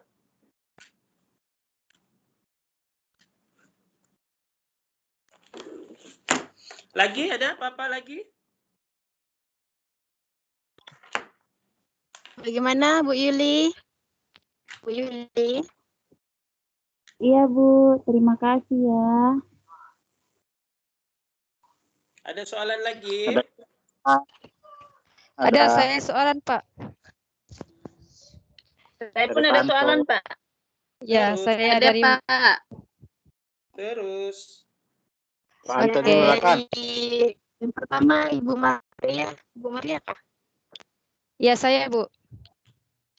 Bu Kristina. Bisa saya lanjut dengan soal dengan saya punya. Teruskan. Oke. Tadi kan sudah dijelaskan mengenai penanggulangan tuh yang barusan dibahas tentang permasalahan yang diajukan oleh Ibu Yuli. Namun saya di sini ada sedikit pertanyaan lah tentang reduce, reuse dan recycle. Sebab seperti yang kita tahu pencemaran yang sudah dilakukan oleh orang-orang ini kan biasa sudah terjadi. Ada cara kita boleh membuat macam reuse atau recycle begini nih kan. Recycle ini bagaimana kita aplikasikan kepada kehidupan, maksudnya di dalam kawasan perumahan. Sebagai contoh macam di tempat saya ini adalah macam kawasan kampung. Dia ada pokok kelapa sawit. Lepas tu kami pernah membuat macam baja kompos daripada sisa-sisa sayur, lebihan sayur tu kami simpan di tanaman untuk dijadikan baja kompos. Kemudian sampah kami tiada tempat tong sampah tersendiri, jadi kami bawa sampah-sampah yang dibuang tu keluar. Apabila kami keluar untuk pergi kerja atau pergi mana-mana, kami akan bawa sampah tersebut pergi buang di tong sampah besar lah begitu, tong sampah awam. Nah, terdapat kendala juga dalam pengolahan baja kompos ini, sebab apabila kita letak tu macam kulit pisang atau sayur-sayuran di sebagai baja kompos, terjadinya pembiakan serangga seperti lalat ataupun macam agas-agas kecil tuh begitu. Jadi agak kurang senang juga lah bagi kejiranan di sini. Di sini pun banyak juga orang buat begitu. Satu lagi masalahnya adalah apabila satu fasilitas tong sampah tidak disediakan di kawasan kampung ataupun kawasan tertentu,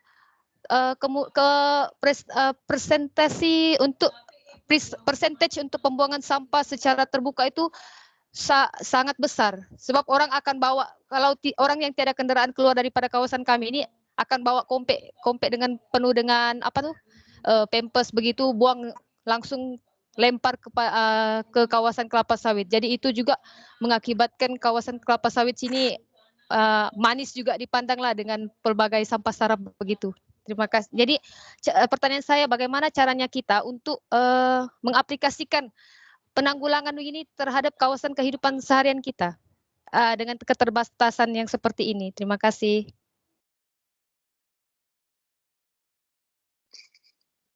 Pertanyaan selanjutnya.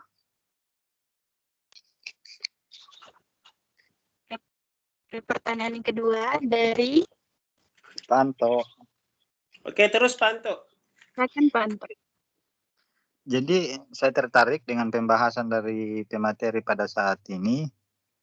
Tapi perlu kita garis bawahi bahwa tidak semua benda atau zat yang dibuang ke tanah atau ke air atau ke udara itu dikategorikan sebagai polutan. Jadi mesti ada garis besar.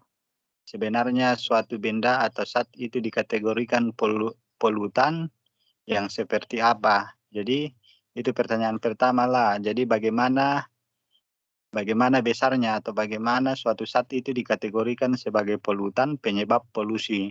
Kemudian yang pertanyaan selanjutnya ada kaitannya. Mungkin secara tidak sadar masyarakat tidak mengalami efek langsung dari pencemaran air. Contohnya tadi yang sudah dibahas sungai. Ada sampah mungkin hanya mengganggu pemandangan. Jadi yang saya ingin tanyakan di sini efek lain dari penurunan kualitas lingkungan selain mengganggu pemandangan kita atau banyaknya sampah itu mengganggu pemandangan, ada efek lain yang sebenarnya. Jadi tolong diutarakan efek lain itu seperti apa. Kemudian coba pemateri, saya melihat kalau di Indonesia itu sampah-sampah plastik itu kalau misalnya bekas-bekas tempat air itu dijual. Tapi kalau di sini saya tidak melihat hal itu. Jadi mungkin sampah-sampahnya dibakar kah atau apa. Jadi itu kategori kalau kita membakar sampah mungkin ada efeknya. Jadi boleh dijelaskanlah seperti apa. Terima kasih.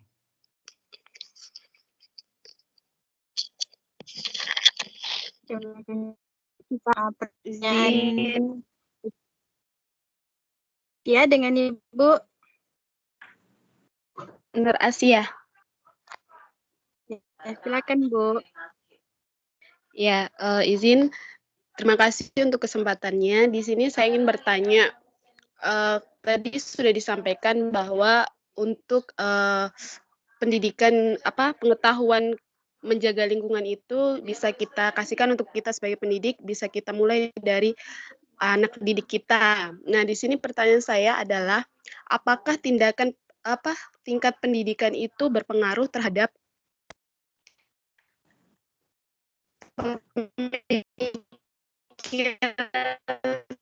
seorang untuk menjaga lingkungan. Ibu. Kemudian Ibu, diulang kembali, putus-putus suaranya. Ibu apa tadi itu? Ibu apa? Ibu Nur Asia. Ibu Rasia, type Nur saja. Asia. Type. Kalau kita Nur Asia bisa di type itu. Type saja soalannya di sini. Nanti kita lihat juga di ruang yang untuk komen itu. Di situ pun bisa langsung di type soalannya kalau macam putus-putus. Oke, yang lain? Ibu Erna, mana Ibu Erna? Di sini ya Ibu Erna kan? Oh, Saya Pak boleh. Oke. Saya Pak ya. Siapa itu? Ibu Damaris. Oke, Damaris. Oke, terus soalannya. Oke, terima kasih atas kesempatan yang diberikan kepada saya. Yang ingin saya tanyakan Pak, pasal dulu saya ambil itu air yang digali di dalam tanah kan Pak. Jadi bila disimpan di dalam beldi itu tempat kita simpan Pak. Misalnya kan kita simpan ada 2 hari Pak. Jadi itu tempatnya kita sih ya hitam. Terus kalau dibandingkan dengan air yang ada di bukit, Pak, tidak ada bekas. Jadi bagaimana Pak caranya kita bagaimana caranya supaya itu air jangan hitam, itu tempatnya. Mungkin itu saja pertanyaan saya, Pak. Oke, mungkin boleh jawab sudah semuanya. Kita ada setengah jam saya lagi. Oke, boleh jawab. Pak Kolim. Oke, saya jawab Pak Anto. Tadi dia cakap bukan semua benda itu menghasilkan polutan. Sebenarnya ada beberapa jenis benda yang sangat sukar terurai, yaitu plastik, memerlukan 100 tahun. Jadi plastik itu ada banyak kita gunakan karena dia murah kan. Jadi itu salah satu benda-benda yang boleh menyebabkan pencemaran. Dan kalau di Indonesia, Pak Anto kata plastik-plastik itu dijual. Oke, di sini juga ada kitar semula, cuma kita tidak nampak karena kita tidak mengeksplor. Oke, ada satu kilang, contoh kilang besi buruk, itu salah satu boleh daur ulang juga besi, yaitu kita jual besi atau titin aluminium, itu salah satu ya. Dan juga ini plastik-plastik, kalau kita melihat di bandar-bandar, contoh di Kota Kinabalu, ada orang yang pungut-pungut tuh plastik mineral water, itu salah satu dan dijual dan diolah kembali menjadi bekas untuk minuman dan sebagainya. Jadi sebenarnya itu sudah ada. Jadi betul kata Pak Anto, semua bahan-bahan ini ada efek sampingannya. Jadi kalau kita bakar kalau terjadi kita bakar sampah-sampah akan membebaskan karbon monoksida ataupun akan merosakkan udara kita. Jadi inilah sebenarnya efek rumah kaca yang dimaksudkan oleh kelompok sebelum ini. Jadi itu salah satu efek dia lah. Jadi efek ini bila kita bakar sampah-sampah itu maka terjadilah efek rumah kaca dan terjadilah lapisan ozon kita yang makin menipis dan kemudian terjadilah pemanasan global. Jadi sebenarnya sampah-sampah itu memang ada efek dia dan memang susah untuk diuraikan. Ada banyak, berarti bateri memerlukan 100 tahun. Jadi banyak botol kaca dan semuanya itu memang memerlukan beratus-ratus tahun baru dia boleh terurai. Jadi kalau kita bakar akan memberi efek kepada kita. Jadi lebih baik kita mengurangkan penggunaannya dan kita lebih baik kita coba mengurangkan dan mendaur ulang baliklah, begitu Pak Anto.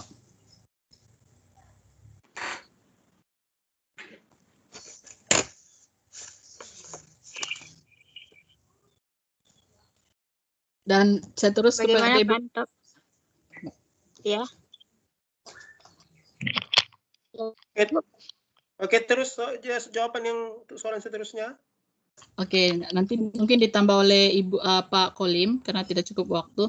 Kalau di tempat Ibu Maria, kalau saya menurut di tempat Ibu Maria karena dia tinggal di satu lingkungan, ada masyarakat di sana, mesti ada ketua masyarakat di situ ataupun ada organisasi kampung atau tempat itu. Jadi lebih baik disepakati bersama, kemudian mengumpul dana-dana untuk menyediakan membeli tong dan seperti yang dikatakan tadi oleh dokter, kita laporkan ke majelis yang bahagian bersangkutan lah, pemerintah yang bersangkutan untuk mengangkut ataupun melaporkan ke kilang yang menjaga itu, kemudian mengangkut sampah-sampah dan sebagainya. Ya itu salah satulah caranya Ibu. Kalau untuk keedah penyelesaian di tempat yang keterbatasan seperti itulah. Jadi itu salah satunya lah Ibu Maria. Oke, satu lagi. Oke, terima kasih Bu. Ibu Ibu Damaris punya soalan. Jawab. Oke, Ibu Damaris punya pula Pak, kalau saya, karena kalau air dalam perigi itu datangnya dari sumber-sumber yang dari dari tanah, jadi mendapan dari tanah. Jadi mungkin kita tengok air itu dekat dengan saluran apa? Apakah dia dekat dengan parit di rumah, atau dekat dengan parit-parit yang besar, ataupun dekat dengan pembuangan limbah. Jadi itu kita kena perhatikan, Ibu Damaris. Kemudian kenapa ada tanda kalau kita sudah 2 hari itu air di dalam beldik, ada tanda. Berarti maksudnya air itu ada dekat dengan sumber-sumber yang tercemar.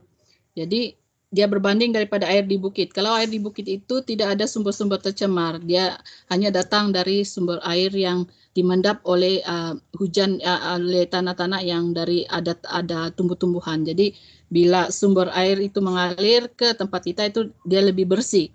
Jadi coba perhatikan air perigi itu apakah dekat dengan parit-parit di rumah kita atau di sampah dekat dengan pembuangan sampah dan sebagainya. Jadi itu salah satulah cara untuk memperhatikan air perigi itu bersih atau tidak.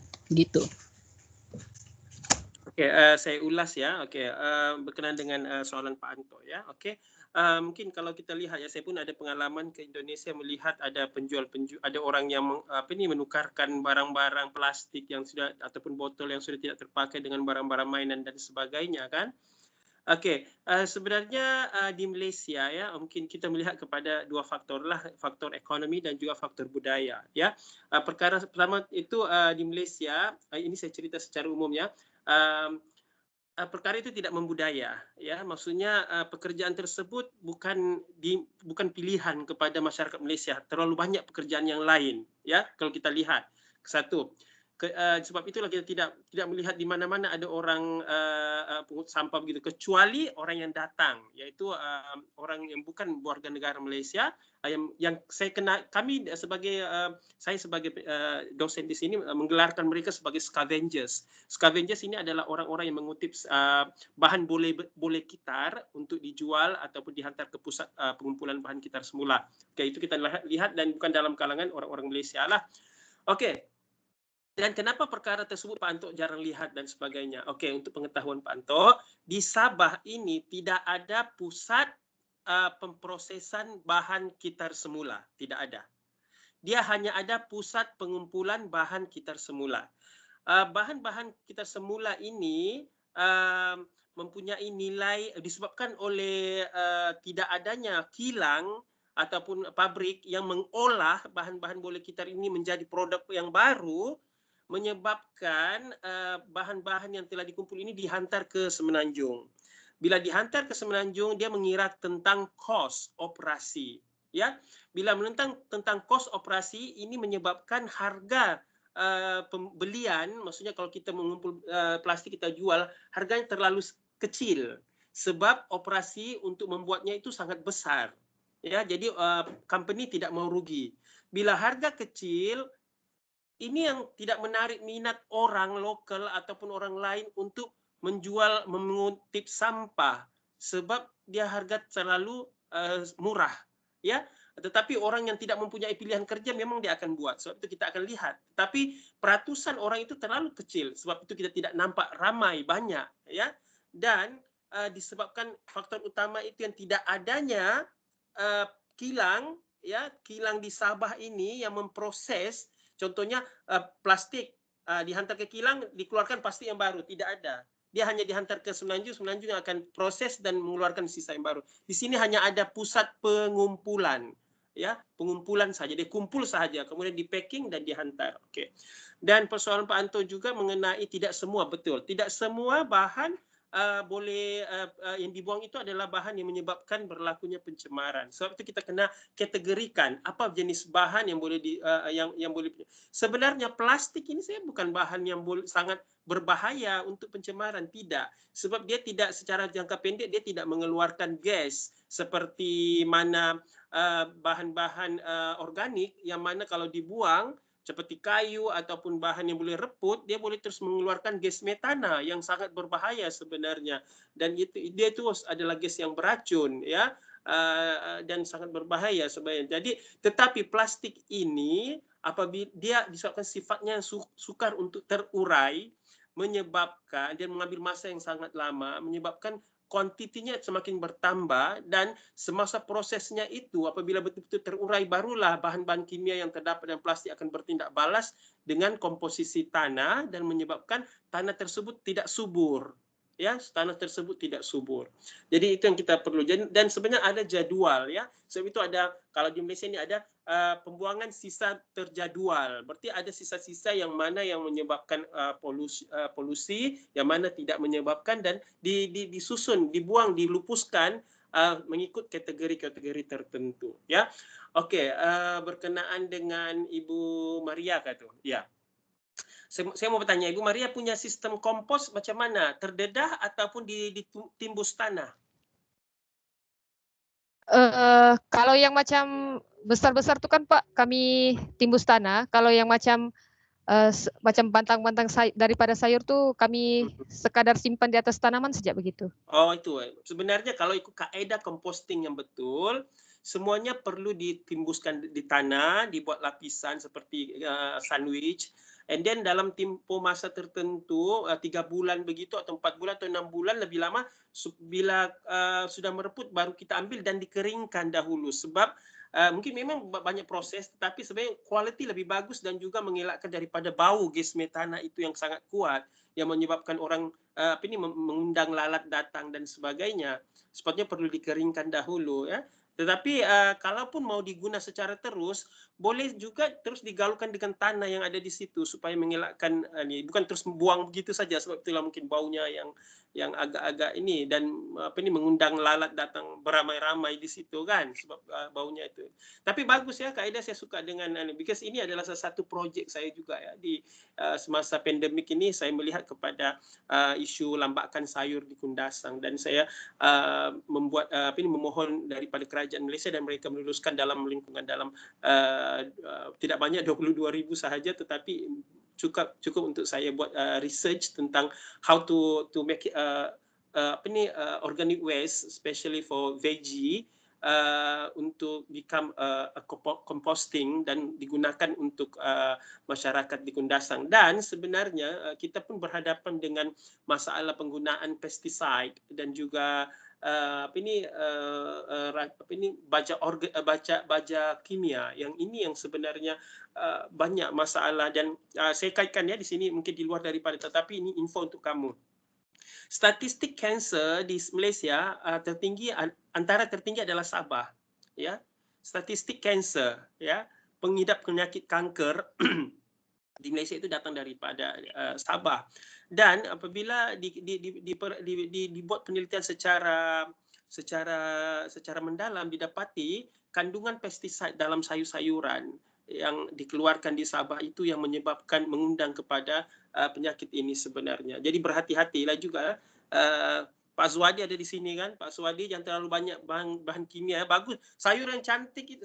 Kalau saya beli sayur, saya melihat sayur yang berlubang-lubang itu yang saya beli. Sebab itu menyebabkan itu menunjukkan petanda bahwa sayur itu sebenarnya bebas daripada bahan kimia. Sebab itulah ulat-ulat suka datang makan. Tapi ulat tidak makan di daun-daun yang mengandungi atau ada lapisan kimia, sebab dia membunuh ulat-ulat tersebut. Jadi saya memilih sayur-sayuran yang di luarnya itu sangat berlubang-lubang sebab kandungan kimia sebenarnya yang kita risaukan.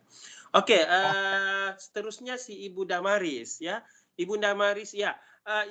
Sebenarnya memang orang kadang-kadang tidak melihat secara langsung ya efek membuang sampah itu kepada masalah air. Tetapi kalau kita lihat ya baru-baru ini isu di Selangor ya, di Sungai Gombak berlaku pencemaran kan, betul? Kamu ada nampak kan isu bekalan air terputus disebabkan air tersebut tercemar, betul? Ada kamu nampak di TV? Betul, dokter. Ya, dokter, ada. Kalau kita di Sabah ini alhamdulillah, alhamdulillah kita di Sabah ini sumber air kita masih banyak, sebab itu kita tidak terasa sangat.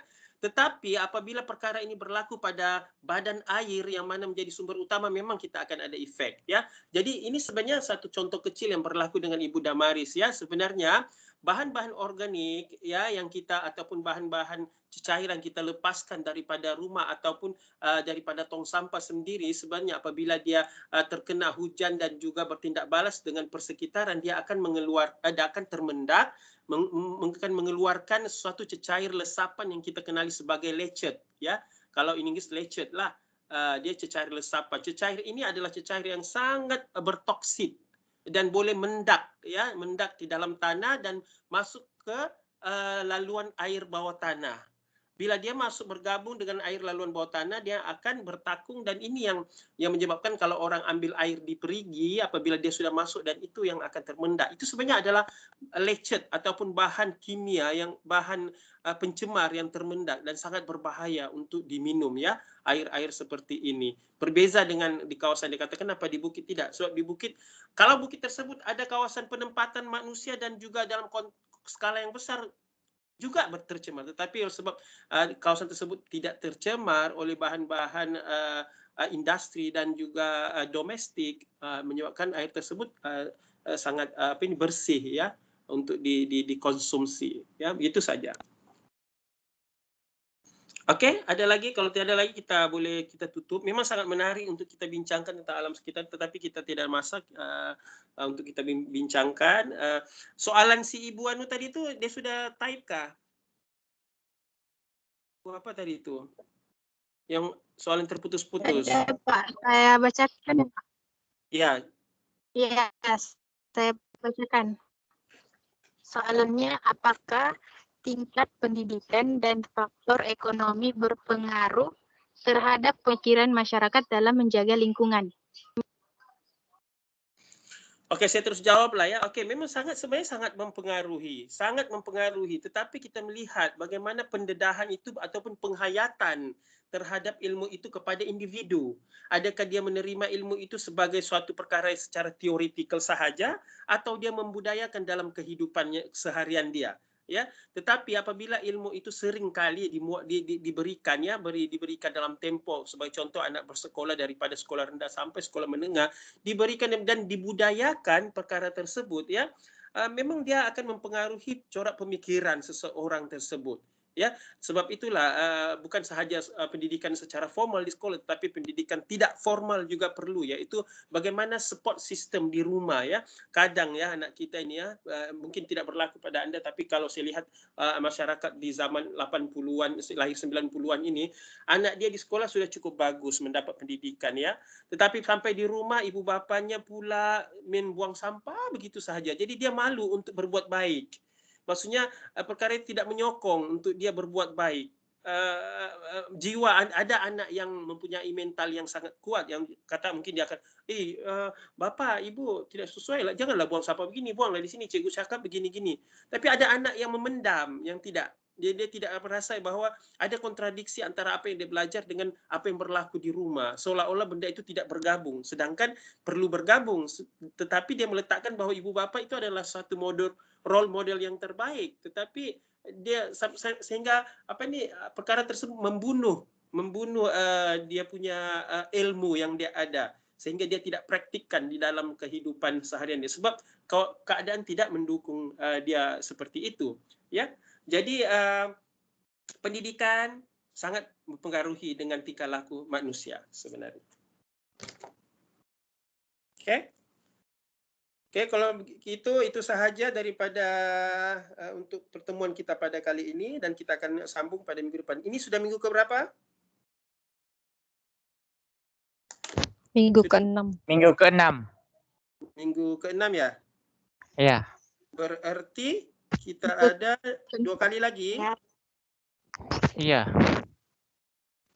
Pak Zuhadi, kau punya WhatsApp tidak sampai-sampai pun? Iya, saya terlupa, dokter. Berapa juta sebenarnya itu? 100 lebih. Oh, saya pikir tadi juta. Berapa lebihnya? Berapa lebihnya? 128.000 dia bilang. Saya pikir lebihnya 200, jadi 300 itu. Berapa dia jual tanah sama rumah. Oh, I see. Berapa ekar? Lebih kurang 2 ekar kah? Ya. Wow, murah sudah itu, Aswadi. Betul. Status dia apa? Tidak tahu, tapi nanti saya coba tanyakan lagi lah. Ya, tengok title dia punya tanah. Adakah dia punya status CL ataupun NT? Ya, jangan cakap bilang puan punya status apa, nanti dia bilang saya janda. Oke, Ya. dokter, nanti saya tanya balik. Dia location dia di mana? Di sebelah ada kan yang kandang sapi, tapi dia yang sebelah sananya lagi. Oh, I see. Jalan Area dari di situ sana, boleh juga. area Ya. dengan dairy farm. Ya. Wow, mantap. Wow, dokter, nanti kami join. Boleh kau bagi jak saya dia punya kontak number, nanti saya pergi atur. Mana tak dapat murah lagi? Oke, nanti. Kan? Oke. Mantap. Oke, itu saja dari saya. Assalamualaikum dan selamat tengah hari. Waalaikumsalam warahmatullahi wabarakatuh. Terima kasih dokter. Selamat tengah hari dan terima kasih. Terima kasih. Terima kasih. Terima kasih. Oke, saya live dulu. Mau lapar sudah. Izin saya pulang dulu.